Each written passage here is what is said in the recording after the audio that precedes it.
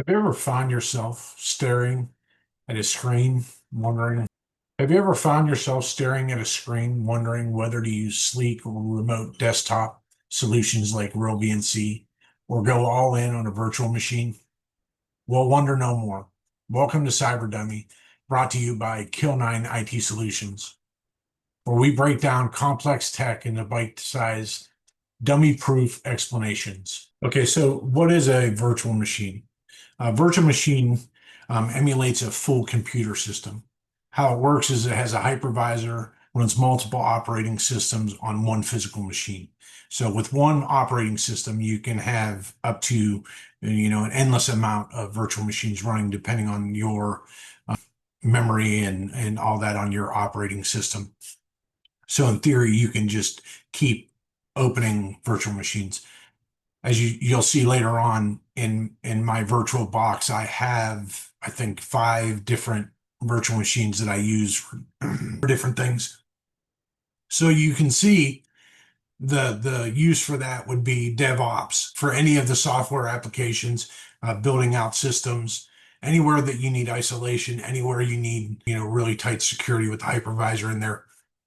It keeps them from bleeding over to your main operating system. And it keeps people from being able to get to it. RealVNC is remote desktop.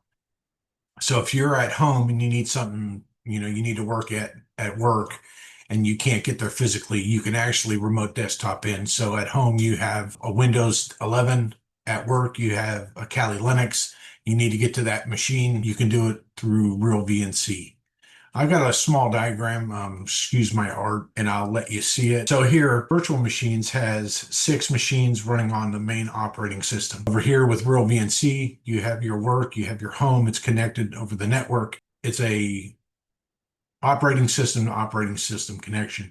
Whereas your virtual machine, these are virtual. They're made up. They don't have any hardware, software. They do use your resources, right? It's very resource intense. But over here on RealVNC, you're not using any of your own resources other than what it takes to get across the network to whatever computer you're trying to control. So this is where you would go to download it. You would go to whatever operating system you have. You would click on it. Right here, you got Windows, Mac, Linux, Raspberry Pi, whatever you're using there, and then you download it. To download it, you have to set up an account. I signed up for a 14-day free trial, which is awesome, so that I could make this video. It is something that I use for part-time job that I have that I need to remote in and check audio, visual, stuff like that. So as you can see, I'm logging in and it's asking me to sign into my other computer. This is RealVNC. It's pulling up that computer.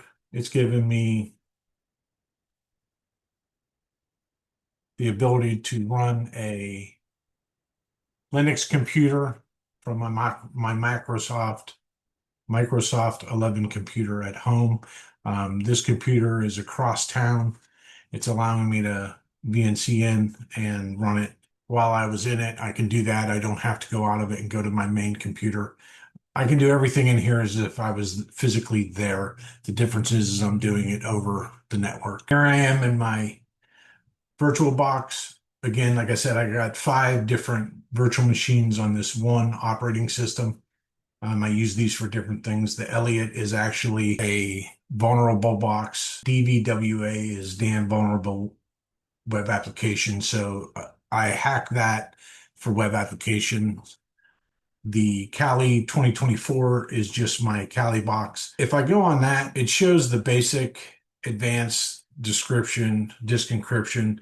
I can go into network. I have my own internal network for when I'm doing things that I don't want to get out of these virtual boxes that are vulnerable or could cause my main system, my main operating system problems.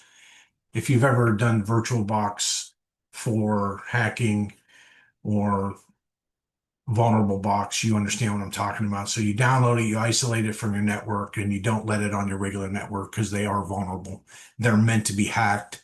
They have vulnerabilities all throughout. You just have to sit there and find them.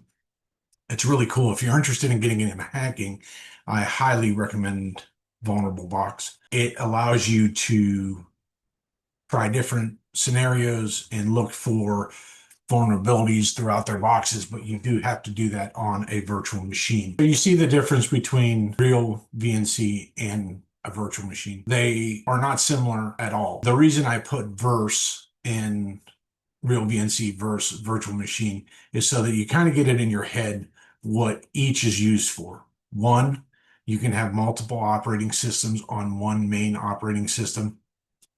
You can have Linux, Macs, Windows all running off of one machine. With RealVNC, it is a remote desktop. Think of it like this in your head. If you've ever been at work and someone has asked you to log onto your terminal so that you can get something fixed or a password reset or something like that, they had to log into your system to do that. That is the RealVNC. As far as a virtual machine is, if I want to spin up a virtual machine and write some code or play with some malware, okay, maybe I'm making malware for a ethical hacking job that I have. I'm going to do that on a virtual machine because if it messes up, I can just scrap it. On the Kali Linux 2024, if you saw in there, it said that that was a snapshot. And the reason is because I had done something like that. I had messed something up, and thank God I had a snapshot of my system. Otherwise, it would have made the whole system junk. So all I did was revert back to the snapshot that I took so that I could not lose the information that I had. The data that I had on there really wasn't a lot, but it's a lot of my code and stuff like that that I saved, a lot of scripts that I've made, and I wanted to preserve that on that machine. So it was very important to me to have a snapshot of that. Now, if you're doing this for a business or if you're doing this at work and you're using a virtual machine, taking snapshots of your work from a known good source is always best practice. It's also good practice for you to do that for your home computer so that if you do have malware or something injected into your computer, you can always restart it from the last known good source. It has to be a good source. So if you're not positive and you're taking snapshots of your environment all the time, if you do find out that you've been compromised, you can go back to when the compromise wasn't there, it doesn't show up in your data, and you can always revert back to that. It's very important for virtual machines and for your personal computer to have good known data backups so that you can revert back to it if you need to. Anyways, that's all I got for this video, guys. I appreciate it. I would like you to hack the YouTube algorithm, subscribe, like, ring the bell, leave some comments, anything that you can do to help us out. I really appreciate it. Thank you.